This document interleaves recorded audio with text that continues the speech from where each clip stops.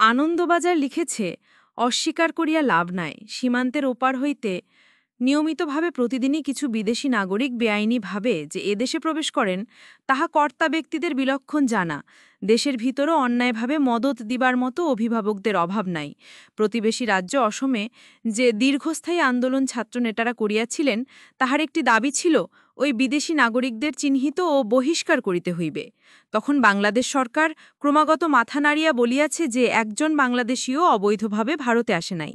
ক্ষমতায় আসিয়া অগপ সরকার অবশ্যই বিদেশিদের শনাক্ত করিতে পারে নাই, কতকটা অক্ষমতা এবং কিছুটা আইনঘটিত জটিলতার কারণে। মাঝখান হইতে কিছু নিরপরাধ মানুষকে লইয়া টানা হ্যাচড়া হইয়াছে মাত্র।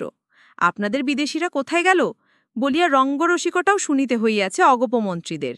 বাংলাদেশ মুহাজির সংঘের নেতারা এখন প্রমাণ করিয়া দিলেন, যদি সত্যি প্রমাণের প্রয়োজন কাহারও থাকিয়া থাকে যে বিদেশি অনুপ্রবেশ বাস্তবে ঘটিয়াছিল, শুধু অসরে নয়, পশ্চিমবঙ্গেও।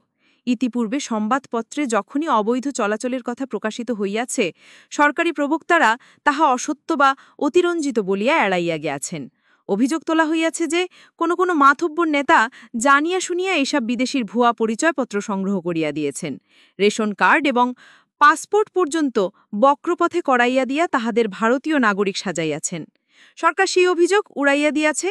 সীমান্ত এলাকার জেলাগুলোতে অস্বাভাবিক জনবৃদ্ধির উদাহরণ দেখাইয়া কেহু কেহু উদ্বেগ প্রকাশ করিয়াছেন।